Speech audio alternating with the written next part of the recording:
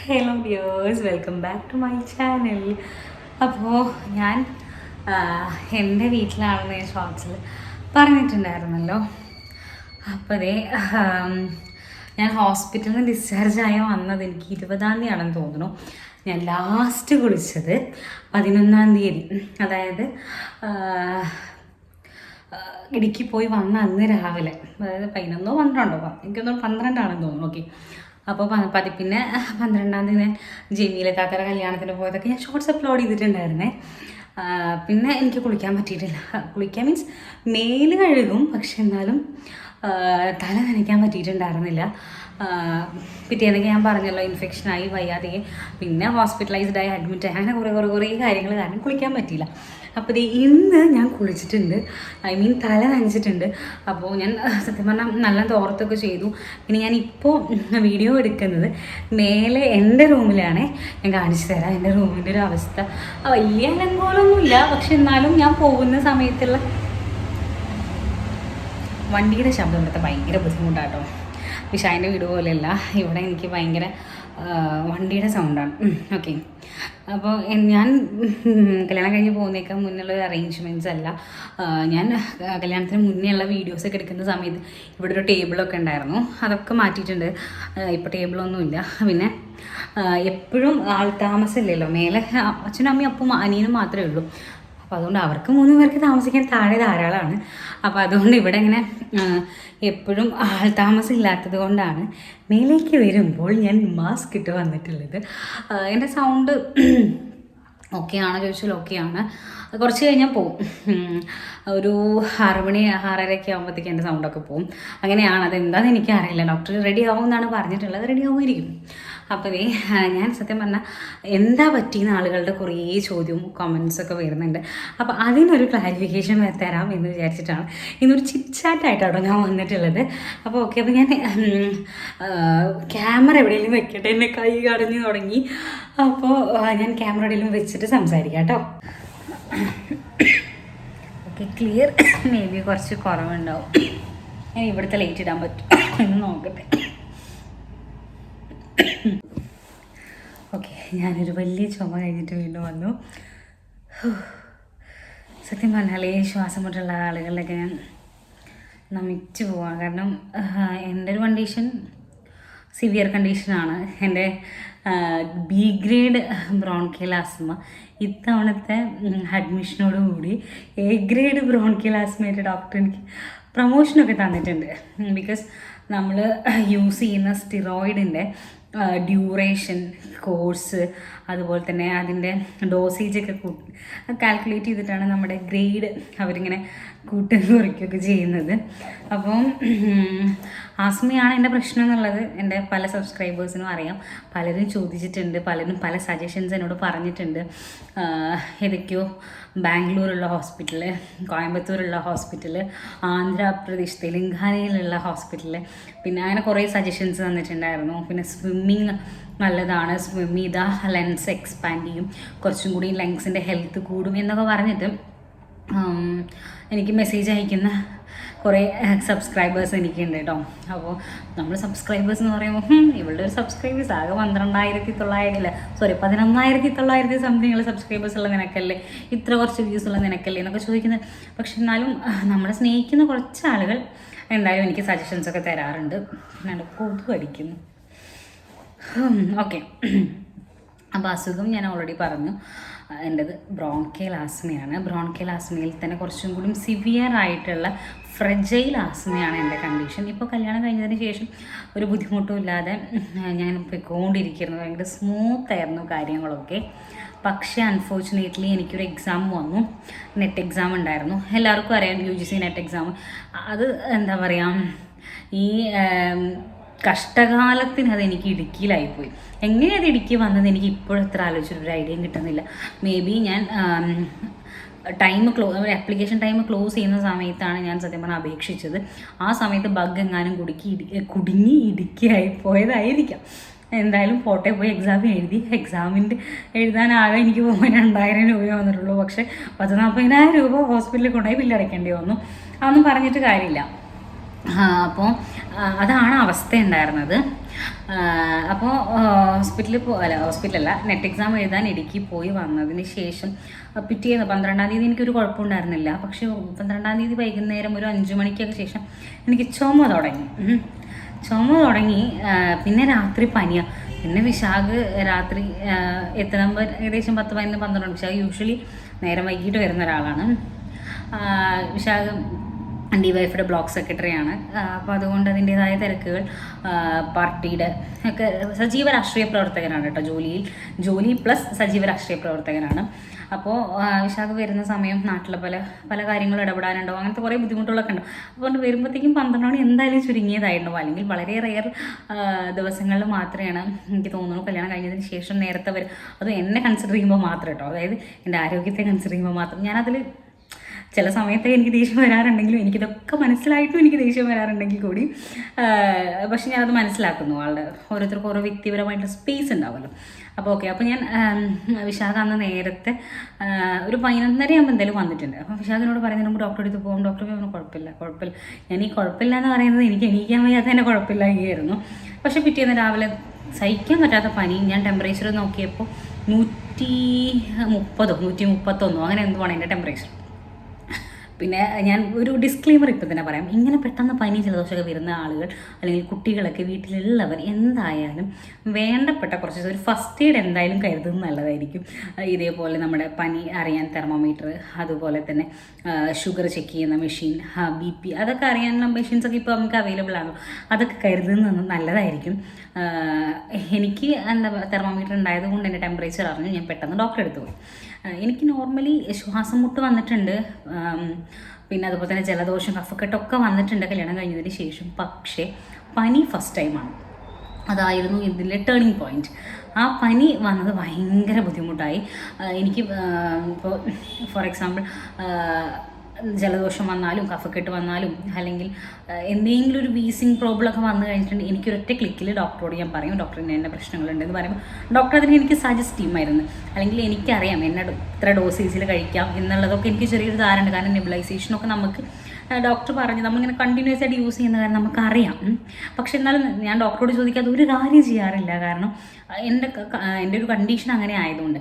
അപ്പോൾ ഞാൻ ഡോക്ടർക്ക് മെസ്സേജ് അയച്ചു, ഡോക്ടർ എനിക്ക് നല്ല പനിയുണ്ട്. അപ്പോൾ ഡോക്ടർ പറഞ്ഞു ഇനി വീട്ടിലേക്ക് ഞാൻ മരുന്ന് പറയുന്നില്ല, വരൂ നമുക്ക് OPDയിൽ വന്ന് കണ്ടിട്ട് നമുക്ക് സംസാരിക്കാമെന്ന് പറഞ്ഞു.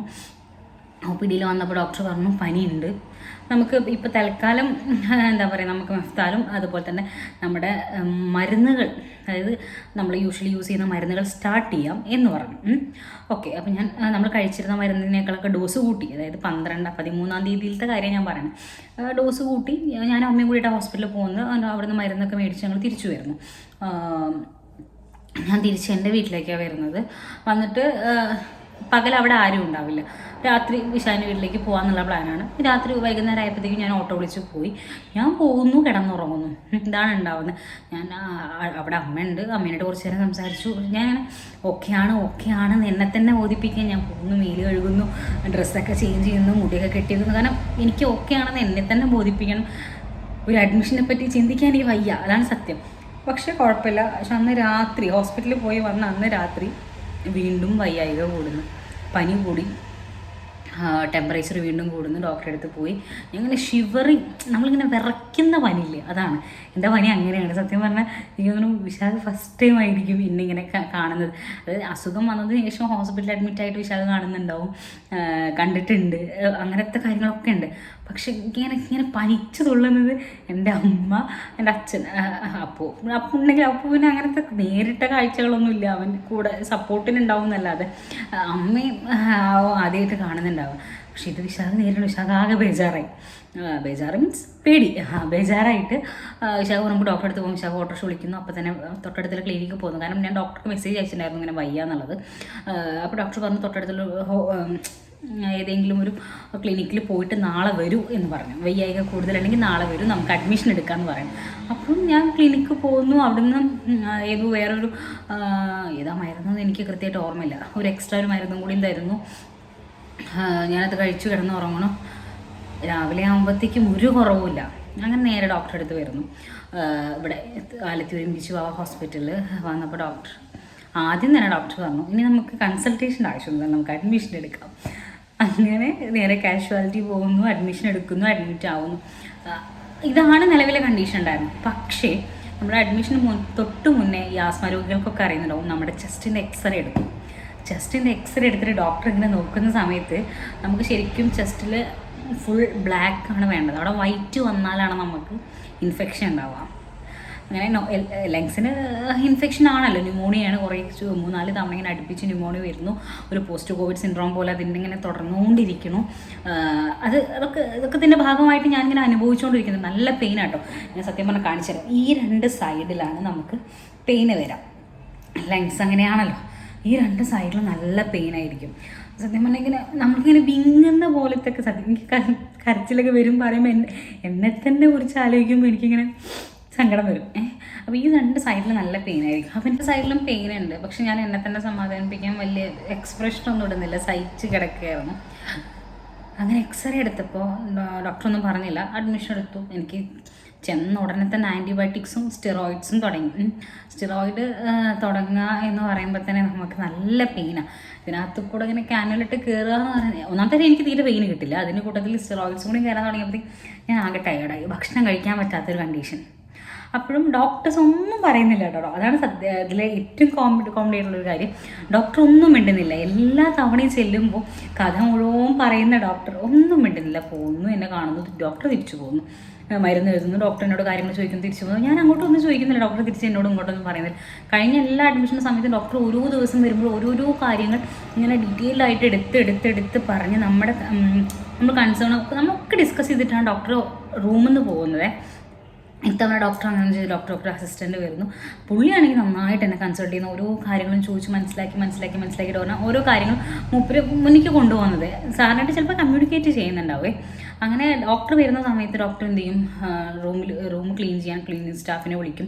ഇന്ന സാധനങ്ങൾ ക്ലീൻ ചെയ്യണം, ഫാൻ ക്ലീൻ ചെയ്യണം, ഒക്കെ ഇങ്ങനെ അപ്ഡേറ്റ് ആയിട്ട് ഡോക്ടർ ചെയ്യുന്നുണ്ട്. പക്ഷെ അസുഖത്തെ പറ്റിയിട്ട് എന്നോടൊന്നും സംസാരിക്കുന്നില്ല. പിന്നെ വിശാഖ രാവിലെ പോവും, രാത്രി വിശാഖ നിൽക്കുക, പകൽ എൻ്റെ അമ്മയും നിൽക്കുക. അങ്ങനെയായിരുന്നു തവണത്തെ സ്കെഡ്യൂൾ. അപ്പോൾ വിശാഖം ഉണ്ടാവില്ല. പിന്നെ ഉള്ളത് അമ്മയാണ്. അമ്മയോട് കാര്യങ്ങളൊക്കെ പറയും, ക്ലീൻ ചെയ്യണം, അങ്ങനെയാണെന്നൊക്കെ പറഞ്ഞാൽ പുള്ളി പോകും. അങ്ങനെ അസിസ്റ്റൻറ്റ് ഡോക്ടർ, എനിക്ക് തോന്നുന്നു വർഗീസ് ചാണ്ടി എന്ന പുള്ളിയുടെ പേര്. ഞാൻ കാണിക്കുന്ന മെയിൻ ഡോക്ടർ സുബ്രഹ്മണ്യൻ രാജൻ, പുള്ളിയുടെ അസിസ്റ്റൻ്റ് ഇത്തവണ വർഗീസ്, അങ്ങനെ ഡോക്ടർ വർഗീസ്. ഞാൻ ഇത്തവണ മിഞ്ഞാന്ന് റിവ്യൂവിന് പോയപ്പോഴും കൂടി പുള്ളി നമ്മൾ നടന്നു പോകുമ്പോൾ കണ്ടിട്ട് എന്നെ പിടിച്ച് നിർത്തി കാര്യങ്ങളൊക്കെ ചോദിച്ചു. കുഴപ്പമൊന്നുമില്ലല്ലോ, ഓക്കെ. ഹോസ്പിറ്റലിൻ്റെ കാര്യമായിട്ടോ ഞാൻ പറയുന്നത്. അത്രയും നല്ല എന്താ പറയുക സർവീസാണ് ഹോസ്പിറ്റലും ഡോക്ടറും എല്ലാം.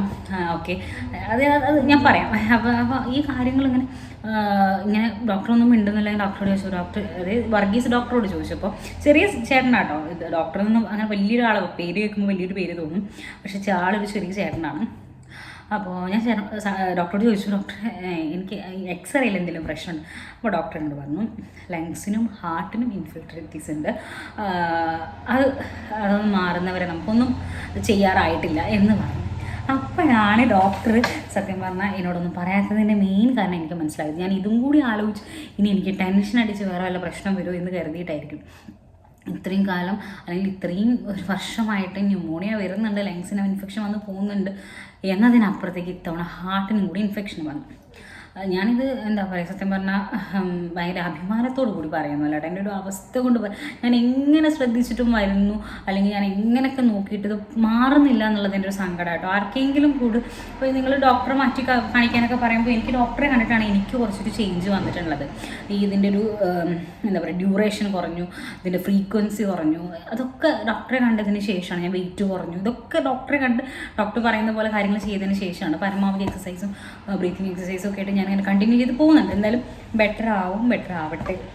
കഴിഞ്ഞ തവണയൊക്കെ സൗണ്ടൊന്നും 10-15 ദിവസത്തേക്ക് ഉണ്ടായിരുന്നില്ല. ഇത്തവണ അങ്ങനെയല്ല, സൗണ്ടൊക്കെ വന്നു തുടങ്ങി. ഇങ്ങനത്തെ എല്ലാ കാര്യങ്ങളും എനിക്ക് ഓക്കെ ആവുന്നുണ്ട്. അപ്പോൾ ഇതായിരുന്നു ഹോസ്പിറ്റൽ കേസ്. എനിക്ക് എന്താ സംഭവിച്ചത് എന്നുള്ള ചോദ്യത്തിലുള്ള ഉത്തരം ഇതാണ്. എല്ലാ തവണയും ലങ്സിന് ഇൻഫെക്ഷൻ വരുന്നുണ്ട്. ഇത്തവണ അത് ഹാർട്ടിനും കൂടി ഇൻഫെക്ഷൻ വന്നിട്ടുണ്ട്. പക്ഷേ ഇപ്പം ഞാൻ ഓക്കെ ആയി, വീസിങ്ങൊക്കെ കുറേ കുറഞ്ഞു.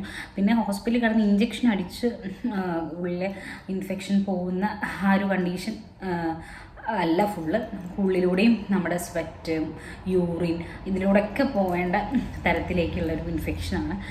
അപ്പോൾ നമുക്ക് കഫക്കെട്ട് ഇങ്ങനെ തുപ്പിക്കളയാൻ പറ്റുന്നൊരു അവസ്ഥയല്ല. അതിൻ്റെയൊക്കെ കുറച്ചുകൂടി കോംപ്ലിക്കേറ്റഡ് ആണ്. അങ്ങനെ ഡിസ്ചാർജായി വന്നതിന് ശേഷം വലിയ കുഴപ്പമൊന്നുമില്ല. എന്നാലും എനിക്ക് ഇവിടെ അല്ലേ ഈ സൈനസൈറ്റിസിനകത്ത് ഇൻഫെക്ഷൻ വന്നു. അതാണ് ഇത്തവണ കുറച്ചും കൂടി കോംപ്ലിക്കേറ്റഡ് ആവാനുള്ളൊരു കാരണം. എല്ലാവർക്കും അറിയുന്നുണ്ടാവും സൈനസൈറ്റിസിൽ ഇൻഫെക്ഷൻ വന്നാൽ കുറച്ചൊരു ബുദ്ധിമുട്ടാണ്. ചില സമയത്ത് അത് കുത്തിയെടുക്കുക എന്നൊക്കെയുള്ളതാണ് ചില ഘട്ടങ്ങളിൽ അതിനുള്ളൊരു സൊല്യൂഷൻ എന്ന് പറയുന്നത്. ഭാഗ്യം കൊണ്ട് ആ അവസ്ഥയിലേക്ക് ഞാൻ വന്നിട്ടില്ല. പക്ഷേ സൈനസൈറ്റിസിൽ ഇൻഫെക്ഷൻ കാരണം എനിക്ക് ഭയങ്കര തലവേദനയാണ്. തലവേദന എന്ന് പറയുന്നത് നമുക്ക് സാധാരണ നോർമൽ തലവേദന, ഇവിടെ ഇങ്ങനെ ഒരു റെക്റ്റാങ്കിൾ വരച്ച് കഴിഞ്ഞാൽ അതിൽ ഇങ്ങനെ വേദന നിൽക്കുക. പിന്നെ അതുപോലെ ഭക്ഷണം ഇങ്ങനെ ചമച്ച് കഴിഞ്ഞ് കഴിഞ്ഞാൽ തലയ്ക്ക് ഭയങ്കര ഭാരം, അല്ലെങ്കിൽ എന്തെങ്കിലും കാര്യമായിട്ട് ചെയ്തപ്പോൾ കുറച്ച് നേരം ഇതിൽ നോക്കിയിട്ട് തന്നെ സംസാരിച്ച് കഴിഞ്ഞാൽ എനിക്കിപ്പോൾ തന്നെ ഇവിടെ ഇങ്ങനെ ഒരു കനം വന്ന് നിൽക്കുന്നൊരു കണ്ടീഷൻ. ഇതാണ് നിലവിലൊരു പ്രശ്നം വന്നത്. ENT കൂടി നമ്മൾ കൺസൾട്ട് ചെയ്തിട്ടുണ്ട്. അതിപ്പോൾ വന്നൊരു ഫിസിക്കൽ ഇഷ്യൂവിൻ്റെ ഭാഗമാണ് എന്നുള്ളതാണ് നിലവിൽ നമ്മുടെ ഒരു കൺക്ലൂഷൻ. പക്ഷെ അത് മേ ബി റെഡി ആയേക്കാം, അല്ല മേ ബി കുറച്ച് ദിവസം എടുത്ത് റെഡി ആയിരിക്കാം. അല്ലാത്ത പ്രശ്നങ്ങൾ അതുമായി ബന്ധപ്പെട്ടൊന്നുമില്ല. ഞാനിനി ഇന്ന് വീഡിയോ എടുക്കാൻ സത്യം പറഞ്ഞാൽ ഞാൻ വിചാരിച്ചത് ഒന്ന് ഓക്കെ ആയി കുളിച്ച് ഫ്രഷ് ആയതിനൊക്കെ ശേഷം വീഡിയോ എടുക്കാമെന്ന് വിചാരിച്ചായിരുന്നു. കാരണം ഇന്നാണ് ഞാൻ കുളിക്കുന്നത് 3 ദിവസം കഴിഞ്ഞിട്ട്. പിന്നെയാണെങ്കിൽ ഞാൻ മുന്നൊരു വീഡിയോ എടുത്ത് വെച്ചിട്ടുണ്ട്, പക്ഷേ അതെനിക്ക് കുറച്ചും കൂടി എഡിറ്റിംഗ് ഉള്ളത് കാരണം ഞാൻ 2-3 കാര്യങ്ങൾ ചോദിച്ചിട്ടുണ്ടായിരുന്നു എന്നോട് കമൻസിൽ. എങ്ങനെയാണ് ഞാൻ നെറ്റ് എക്സാമിന് പ്രിപ്പയർ ചെയ്ത്, എങ്ങനെ നെറ്റ് എക്സാം എളുപ്പമുണ്ടായിരുന്നോ എന്നൊക്കെ ചോദിച്ചിട്ടുണ്ടായിരുന്നു. അതിനെപ്പറ്റി ഞാനൊരു വീഡിയോ എന്തായാലും ഞാൻ എടുത്ത് വെച്ചിട്ടുണ്ട്. പക്ഷെ കുറച്ചും കൂടി കാര്യങ്ങൾ അതിൽ ചെയ്യാനുള്ളത് കൊണ്ടാണ് ഞാനത് അപ്ലോഡ് ചെയ്യാത്തത്. ഞാൻ വരുന്ന ദിവസങ്ങൾ എന്തായാലും അപ്ലോഡ് ചെയ്യും കേട്ടോ. അപ്പോൾ ഇതാണ് അസുഖവുമായി ബന്ധപ്പെട്ട് എനിക്ക് പറയാനുള്ളത്. പിന്നെ മേ ബി ഇന്നത്തെ ഒരു ദിവസം ഞാൻ സത്യം പറഞ്ഞത് ആദ്യം എടുക്കണം എന്ന് വിചാരിച്ചു, പിന്നെ എടുക്കണ്ടെന്ന് വിചാരിച്ചു. അങ്ങനെയൊക്കെ പോയൊരു വീഡിയോ ആട്ടോ. കാരണം ഇന്ന് എനിക്ക് ഭയങ്കര സങ്കടമുള്ള ദിവസമാണ്. ഞാൻ വിചാരിച്ച പോലെ അല്ലാത്ത ചില കാര്യങ്ങൾ ഉണ്ടായി. അപ്പോൾ അതിൻ്റെ ഭാഗമായിട്ടുള്ള ചില സങ്കടങ്ങൾ അത് പറഞ്ഞപ്പോഴാണ് ഇന്ന് എൻ്റെ ഒരു ഫ്രണ്ടിൻ്റെ കല്യാണം കേട്ടോ. അപ്പോൾ എനിക്ക് പോകാൻ പറ്റിയില്ല. എനിക്ക് ഭയങ്കര ആഗ്രഹം ഉണ്ടായിരുന്നൊരു കല്യാണം. പിന്നെ ഇപ്പോഴത്തെ ഒരു അവസ്ഥയിൽ എനിക്ക് പോകാൻ പറ്റിയില്ല. പിന്നെ കല്യാണങ്ങൾക്ക് പോകുന്നത് ഞാൻ വളരെ സെലക്റ്റീവായിട്ടാണ് ഇപ്പോൾ പോകാറുള്ളൂ. എൻ്റെ കല്യാണം ഞാൻ ഷോർട്സ് കിട്ടത് നിങ്ങൾ കണ്ടിട്ടുണ്ടാവും. എനിക്ക് വയ്യാത്തൊരു സമയത്തായിരുന്നു. ഞാൻ ഹോസ്പിറ്റലിൽ തലേന്നൊക്കെയാണ് ഞാൻ ഡിസ്ചാർജായി വരുന്നൊരു കണ്ടീഷനൊക്കെ ഉണ്ടാകുന്നത്. കല്യാണത്തിന് അന്ന് രാവിലെ ഞാൻ ക്ലിനിക്കിൽ പോയി ആൻറ്റിബയോട്ടിക് ഒക്കെ കയറ്റിയിട്ടാണ് കല്യാണം കഴിക്കാൻ പോയത്. അപ്പോൾ എൻ്റെ കല്യാണ സമയത്ത് ഞാൻ എല്ലാവരോടും പറഞ്ഞിട്ടുണ്ടായിരുന്നേ. അപ്പം പറഞ്ഞ സമയത്ത് പലരും കല്യാണത്തിന് വന്നു വരാത്ത ആളുകളും ഒക്കെ ഉണ്ട്.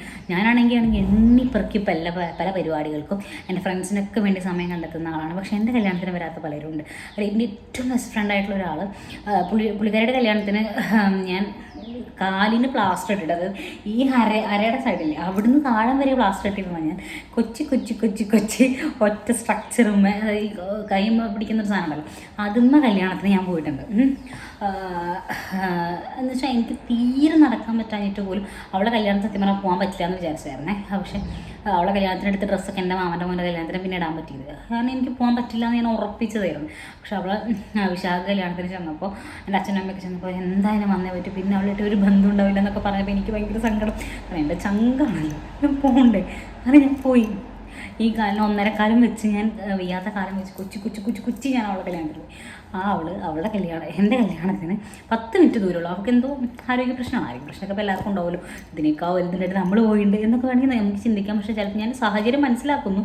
പക്ഷെ എന്നാലും എൻ്റെ ഒരു സങ്കടമാണ് ഞാൻ പറഞ്ഞത്. അവളെൻ്റെ കല്യാണത്തിന് വന്നില്ല. ഏറ്റവും ബെസ്റ്റാണെന്ന് വിചാരിക്കുന്നതൊന്നും നമ്മുടെ ജീവിതത്തിൽ ബെസ്റ്റല്ല. നമ്മൾ ആവശ്യമില്ലാതെ മറ്റുള്ളവർക്ക് വേണ്ടി സമയം കണ്ടെത്തി നമ്മുടെ കുറേ പ്രയോറിറ്റീസൊക്കെ ഒഴിവാക്കിയിട്ടൊക്കെ മറ്റുള്ളവരുടെ പരിപാടിക്കൊക്കെ പോയിട്ടേ അവസാനം നമ്മുടെ പരിപാടിക്ക് വന്നപ്പോൾ ആരും ഉണ്ടായില്ല. അതുകൊണ്ട് കല്യാണങ്ങൾക്ക് പോകുന്നത് ഞാൻ വളരെ സെലക്റ്റീവാക്കി. അത് ഇത് മാത്രമല്ല കേട്ടോ, പല അനുഭവങ്ങളും മുന്നേ ഉണ്ട്. ചില ഫ്രണ്ട്സൊക്കെ എന്തിനാണ് നമ്മൾ ഇട്ടിട്ട് പോയെന്ന് എനിക്ക് ഇപ്പോഴും അറിയില്ല. +2 വരെ പഠിച്ച കാര്യമാണ് ഞാൻ കല്യാണത്തിൻ്റെ കാര്യം പറഞ്ഞത്. അത് കഴിഞ്ഞ് ഡിഗ്രിക്ക് എനിക്ക് കട്ട ചങ്കായിട്ടുള്ളൊരു ഫ്രണ്ട് ഉണ്ടായിരുന്നു. അവൾ എന്തിനാണ് എൻ്റെ ഫ്രണ്ട്ഷിപ്പ് ഉപേക്ഷിച്ചത്, ഇപ്പോഴും എനിക്ക് ആലോചിക്കുമ്പോൾ കരച്ചിലൊക്കെ വരും. എന്തിനാണ് അവളത് ചെയ്തതെന്ന് ആലോചിച്ചിട്ട്. എനിക്കറിയില്ല, റീസൺ നമ്മളോട് പറഞ്ഞാലല്ലേ നമുക്കറിയുള്ളൂ ഇതിന് തിരുത്തേണ്ടതുണ്ടോ എന്നുള്ളത്. പിന്നെ കുറേ പാരവയ്പ് ടീംസ് ഉണ്ടല്ലോ, ഈ എന്താ പറയുക, ഇതൊക്കെ വീട്ടിൽ നിന്ന് പഠിച്ചു വരുന്ന സംസ്കാരമാണല്ലോ. അതുകൊണ്ട് നമുക്കൊന്നും പറയാൻ പറ്റില്ല. ഈ പഠിച്ചതേ പാടൂ എന്ന് പറഞ്ഞതുപോലെ പരസ്പരം ഞങ്ങൾ തമ്മിൽ തെറ്റിപ്പിച്ച് അതൊക്കെ മുതലെടുത്ത ആളുകളൊക്കെ ഉണ്ട്. പക്ഷെ അവരൊക്കെ നന്നായി. ഞാനിപ്പോഴും ഇങ്ങനെ ഇരിക്കുക എന്ന് പറഞ്ഞതുപോലെ ഞാനിങ്ങനെ പറഞ്ഞപ്പോൾ ഇന്നത്തെ ഒരു ദിവസത്തിൻ്റെ കാര്യം പറഞ്ഞതാട്ടോ. പക്ഷെ ഞാൻ അവളുടെ നമ്പർ തപ്പിപ്പിടിച്ച് എന്നെ കല്യാണം പറഞ്ഞിട്ടുണ്ടായിരുന്നു. അപ്പോൾ കല്യാണം പറഞ്ഞ സമയത്ത് അവൾ നാട്ടിലില്ലാന്ന് എനിക്കറിയാം. പക്ഷെ ഞാൻ കല്യാണം പറഞ്ഞ സമയത്ത് അവൾ പറഞ്ഞത് ഞാൻ നാട്ടിലില്ല എന്ന് പറഞ്ഞു. പക്ഷെ ഞാൻ ഒന്നുമില്ലെങ്കിലും തപ്പിപ്പിടിച്ചൊരു കല്യാണം പറഞ്ഞൊരു കൺഗ്രാറ്റ്സ് എങ്കിലും എന്താ ചെയ്യുക, ഓരോരുത്തരുടെ സംസ്കാരമല്ലാതെ എന്താ പറയുക. അത് കഴിഞ്ഞിട്ട് പിന്നെ PGയുടെ സമയത്ത് ഞാനൊരു കാര്യം തീരുമാനിച്ചിട്ടുണ്ടായിരുന്നു. ആവശ്യമില്ലാത്ത ബന്ധങ്ങളെ എൻ്റെ ഉള്ളിലേക്ക് എടുക്കില്ല. ഒരു പരിധിക്ക് അപ്പുറത്ത് നിന്ന് എല്ലാവരോടും ഞാൻ സ്നേഹത്തോടു കൂടി പെരുമാറും. അതുപോലെ തന്നെ അവർക്ക് വേണ്ട സമയത്തൊക്കെ ഞാൻ അവൈലബിൾ ആവും. അപ്പം ഞാൻ പറയട്ടെ, അങ്ങനെ എനിക്കങ്ങനെ ഇങ്ങനെ പിടിച്ച് പറയാനുള്ള കുറച്ച് ഫ്രണ്ട്സ് എന്ന് പറയുന്നത് വളരെ കുറച്ചുള്ളൂ. അത് 2-3 ടീമായിട്ടുള്ളതുണ്ട്. അത് ഡിഗ്രി സമയത്തുള്ള ഫ്രണ്ട്സ് ഇപ്പോഴും ഉള്ളവരുണ്ട്. ഇപ്പോൾ ഷാദിയാണെങ്കിലും സഫിയാണെങ്കിലും ഹരിത, അത് അങ്ങനെ ഒരു ടീമുണ്ട്. അതല്ല ഇപ്പോൾ നിങ്ങൾ എൻ്റെ വീഡിയോസിലൊക്കെ മിക്കവാറും കാണുന്ന നീനു ആണെങ്കിലും അതുലി ആണെങ്കിലും പ്രിൻഷൻ, അവർക്കൊക്കെ ഞാൻ ഏത് നേരത്ത് മനീഷ എന്ന് വിളിച്ചു കഴിഞ്ഞാൽ ഞാൻ അവൈലബിൾ ആവും. എൻ്റെ ആരോഗ്യം കൊണ്ട് വയ്ക്കുമെങ്കിൽ ഞാൻ ഇപ്പോഴും അവൈലബിൾ ആവും. പക്ഷേ എന്താ പറയുക, ഈ അവൈലബിലിറ്റി എൻ്റെ പ്രയോറിറ്റി കഴിഞ്ഞിട്ടുള്ള, എൻ്റെ പേഴ്സണൽ പ്രയോറിറ്റീസ് കഴിഞ്ഞിട്ടുള്ള അവൈലബിലിറ്റി ഉണ്ടാവുള്ളൂ. അത് ഞാൻ അങ്ങനെ സ്വയം തീരുമാനിച്ചതാണ്. കാരണം അതല്ലാത്തൊരു എന്താ പറയുക അവസ്ഥയിലേക്ക് ഞാൻ വരുമ്പോൾ തിരിച്ച് എനിക്കത് കിട്ടിയില്ലെങ്കിൽ എനിക്ക് ഭയങ്കര സങ്കടം. ഞാനിങ്ങനെ തകർന്ന് പണ്ടാരടിഞ്ഞു പോകുന്നൊക്കെ അവസ്ഥയൊക്കെ ഉണ്ട്. അപ്പോൾ അതുകൊണ്ട് ഇവർക്ക് എല്ലാവർക്കും എന്ത് ആവശ്യത്തിന് വിളിച്ചാലും ഞാനുണ്ടാവും. അത് അവർക്ക് നന്നായിട്ട് അറിയാം. എന്തെങ്കിലും ഒരു കാര്യത്തിന് മനീഷയെന്ന് വിളിച്ച് കഴിഞ്ഞാൽ കൂടി എത്തുന്ന അവർക്ക് നല്ല ബോധ്യമുണ്ട്. അപ്പോൾ അതുകൊണ്ട് ചില എന്താ പറയുക ഇത്തരം ഇവൻറ്റ്സൊക്കെ ഞാനിങ്ങനെ എന്താ പറയുക നമ്മുടെ കാര്യം കഴിഞ്ഞിട്ടുള്ള പരിപാടിയുള്ളൂ എന്ന് പറഞ്ഞ പോലെ. പക്ഷേ ഇന്നത്തെ കല്യാണത്തിൽ പോകുന്നത് എനിക്ക് ഭയങ്കര സങ്കടമുണ്ട് കേട്ടോ. എനിക്ക് ഭയങ്കര ആഗ്രഹിച്ച് തരാം. ഞാൻ ഷോർട്സ് അപ്ലോഡ് ചെയ്തിട്ടുണ്ട്. അവൾ കല്യാണത്തിന് തലേന്നത്തെ ഡ്രസ്സൊക്കെ ഞാനാണ് ചെയ്ത്. നിങ്ങൾക്ക് ഇഷ്ടപ്പെടുകയാണെങ്കിൽ താഴെ ഒന്ന് ആ ഷോർട്സിൻ്റെ അടിയിൽ നിങ്ങൾക്ക് ഇഷ്ടപ്പെട്ടോ നിങ്ങളുടെ അഭിപ്രായം താഴെ കമൻറ്റ് ചെയ്യാൻ മറക്കണ്ട കേട്ടോ. പിന്നെ അതുപോലെ നമ്മൾ വർക്കൊക്കെ സ്റ്റാർട്ട് ചെയ്തിട്ടുണ്ട്. ആർക്കെങ്കിലും ബഡ്ജറ്റ് ഫ്രണ്ട്ലി ബ്രൈഡൽ ഡ്രസ്സൊക്കെ വേണമെങ്കിൽ നമുക്കത് മെസ്സേജ് അയച്ചാൽ മതി. അല്ലെങ്കിൽ കമൻറ്റ് ബോക്സിൽ വന്നാൽ ഞാൻ നമ്പർ തരാം. അപ്പോൾ ആർക്കെങ്കിലും ആവശ്യം ഉണ്ടെങ്കിൽ ബ്രൈഡൽ ബ്ലൗസൊക്കെ ചെയ്യണമെങ്കിൽ, ബ്രൈഡൽ ലെഹങ്കാസൊക്കെ ചെയ്യണമെങ്കിൽ എന്താ പറയുക നമ്മൾ മെസ്സേജ് അയച്ചാൽ മതി. ഞാൻ വർക്കൊക്കെ സ്റ്റാർട്ട് ചെയ്തിട്ടുണ്ട്. പതുക്കെ നമുക്ക് പഴയ സെറ്റപ്പിലേക്ക് വരണം എന്നുള്ള ആഗ്രഹം കൊണ്ടാണ് കേട്ടോ. അപ്പോൾ പിന്നെ ഇതിൻ്റെ ഇടയ്ക്കും കുറ്റപ്പെടുത്തലുകളുടെ അറ്റം വേറെ കേട്ടോ. എന്താ പറയുക, എല്ലാം തികഞ്ഞ ചിലരുണ്ടല്ലോ. അവർ എന്താ പറയുക, ഞാൻ യൂട്യൂബിൽ വീഡിയോ ഇട്ട് നടക്കുന്ന കാരണമാണ് അസുഖം വരുന്നത്. മുടി മുഴുവൻ പരത്തിയിട്ട് നടക്കുന്ന കാരണം ഞാൻ മുടി പരത്തിയിടാറേയില്ല. മുടി യൂട്യൂബിൽ കാണിക്കുന്നതുകൊണ്ടാണ് എനിക്ക് അസുഖം എന്നൊക്കെ പറഞ്ഞ് കണ്ടുപിടിച്ച എന്താ പറയുക മെഡിക്കൽ സയൻസിനെ വെല്ലുന്ന കണ്ടുപിടുത്തമൊക്കെ നടത്തുന്ന ആളുകളും നമ്മുടെ ഇടയിലുണ്ട്. അവരൊക്കെ പറയണവരിങ്ങനെ പറഞ്ഞുകൊണ്ടേ ഇരിക്കട്ടെ, അല്ലാതെ എന്താ ചെയ്യുക? പറയുന്നവരോട് എന്തെങ്കിലും പറയാൻ പറ്റുമോ? ഒന്നും പറയാൻ പറ്റില്ല.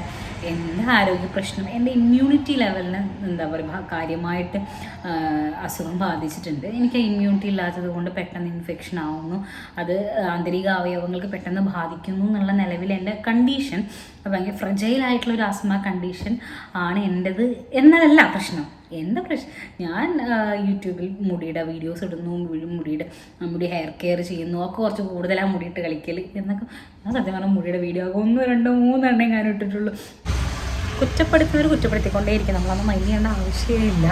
അപ്പോൾ ഞാൻ മേളിൽ നിന്ന് താഴേക്ക് വന്നതിനിടയ്ക്ക് വിശാഖനെ കാണാൻ വന്നിട്ടുണ്ടായിരുന്നു കേട്ടോ. അപ്പോൾ അങ്ങനെ കുറച്ച് നേരം ലാഗായിപ്പോയി എഡിറ്റ് ചെയ്യുന്ന സമയത്ത്. അപ്പോൾ ഇതേ ഞാൻ വീഡിയോയുടെ വൈൻഡപ്പ് ചെയ്യാണ്. അപ്പോൾ നിങ്ങൾക്ക് വീഡിയോ ഇഷ്ടപ്പെട്ടാൽ നിങ്ങൾ ലൈക്ക് ചെയ്യണം, ഷെയർ ചെയ്യണം, സബ്സ്ക്രൈബ് ചെയ്യണം. നിങ്ങളുടെ സപ്പോർട്ട് ഉണ്ടെങ്കിൽ നമുക്ക് കൂടുതൽ വീഡിയോ വരാൻ പറ്റുള്ളൂ. അപ്പോൾ ഒന്ന് നിങ്ങൾക്ക് വീഡിയോ ഇഷ്ടപ്പെട്ടാൽ ലൈക്ക് ചെയ്ത് സപ്പോർട്ട് ചെയ്തേക്കണം കേട്ടോ. നമുക്ക് അടുത്ത വീഡിയോയിൽ കാണാം. അതുവരെ ടാറ്റാ.